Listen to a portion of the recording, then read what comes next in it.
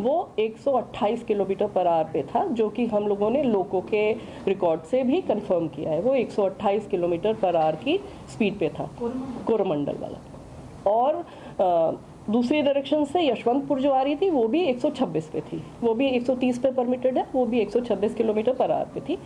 इनके सबके लोगों के डेटा से हम लोगों ने ये कंफर्म भी कर लिया है कि ये स्पीड थी गाड़ियों की, जो कि उनकी परमिटेड स्पीड के अंदर थी, लिमिट पे थी। तो ओवर स्पीडिंग की कोई बात नहीं थी। सिग्नल एकदम जो उसको दिख रहा था ग्रीन था और उसको सीधा जाना था। किसी कारणवश जो कारण अभी इन्वेस्टिगेशन में है, और मंत्री जी जैसा आप लोग देख ही रहे हैं कि मंत्री जी पिछले 36 घंटे से उसी साइट पे, और वो वहाँ से हिल नहीं रहे हैं। वहाँ पे वो रेस्टोरेशन, इन्वेस्टिगेशन, रिलीफ और जितने भी लोग हॉस्पिटल में भी हैं उनसे भी जाके मिल रहे हैं। तो he is doing everything from there and he is leading from the front. So उन्होंने अभी जानकारी दी है कि प्रिलिमिनरी फाइंडिंग से ऐसा लगता है कि सिग्नलिंग में कोई परेशानी पाई गई, लेकिन वो भी प्रिलिमिनरी जानकारी है। हमारे जो कमिश्नर ऑफ रेलवे सेफ्टी हैं उनकी जांच चल रही है, इसलिए उनकी जांच कंप्लीट हुए बिना हम लोग कुछ भी नहीं शेयर कर सकते हैं अभी डिटेल में, क्योंकि जो भी हम कहेंगे अगर वो गलत हो गया तो फिर वो ठीक नहीं होगा। इसलिए हम भी अभी इंतज़ार कर रहे हैं कि वो अपनी फाइंडिंग्स हमें कंप्लीट डिटेल्ड फाइंडिंग्स हमें बताएं, जिससे कि हम लोग पता कर सकें कि क्या कारण था जिसकी वजह से ये दुर्घटना हुई। दुर्घटना सिर्फ कोरोमंडल एक्सप्रेस की हुई है। ये भी एक चीज़ है जो कि सबको समझने की आवश्यकता है कि यहाँ पे 3 इंजन भिड़ गए और बहुत सी मल्टीपल ट्रेन्स जो है वो आपस में टकरा गई, कैसे सब एक ही रास्ते में थी। ये इस तरह की गलत इन्फॉर्मेशन या गलत समझ फ्लोट अराउंड कर रही है। तो उसको क्लैरिफाई करने के लिए मैं दोबारा ये बताना चाहती हूँ कि सिर्फ एक ट्रेन क्षतिग्रस्त हुई, एक ट्रेन का एक्सीडेंट हुआ जो कि कोरोमंडल थी।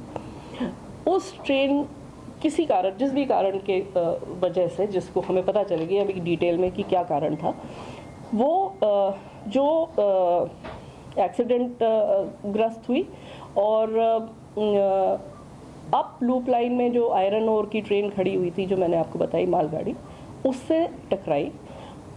उसके ऊपर उसका इंजन चला गया, उसके कुछ कोचेस चले गए, और ये इतना तेज़ इम्पैक्ट था वो बेसिकली इसलिए था क्योंकि ट्रेन अपनी फुल स्पीड पे थी। 128 kmph पे मामूली चीज़ नहीं है। और दूसरी इशू ये था कि वो एक आयरन ओर की ट्रेन थी, जो कि बहुत ही भारी ट्रेन होती है। तो वो सारा इम्पैक्ट जो है, कोलिजन का इम्पैक्ट, अगर आप लोग किसी भी टेक्निकल कोलिजन एक्सपर्ट से भी पूछेंगे, कोलिजन का इम्पैक्ट उसने कम्प्लीटली रिजेक्ट कर दिया, क्योंकि वो आयरन ओर भरी हुई ट्रेन थी। एंड द एंटायर पूरा का पूरा इम्पैक्ट जो है वो सारा का सारा ट्रेन के ऊपर आ गया। कोचिंग ट्रेन थी ये। अब इस ट्रेन के बारे में भी मैं कुछ बताना चाहूँगी। ये ट्रेन है LHB ट्रेन, हमारी जो LHB कोचेस है उसकी ट्रेन है। ये LHB is a very very safe train. अगर आप और एक्सीडेंट्स इस तरह की ट्रेन के देखेंगे, आपको मिलेगा कि इवन एट फुल स्पीड ये ट्रेन कैप्साइज नहीं होते। इसके कोचेस जो हैं वो दे डोंट टर्न टर्टल, और इसलिए उसमें जो लोग होते हैं वो उनको कोई ज़्यादा इंजरीज नहीं होती है।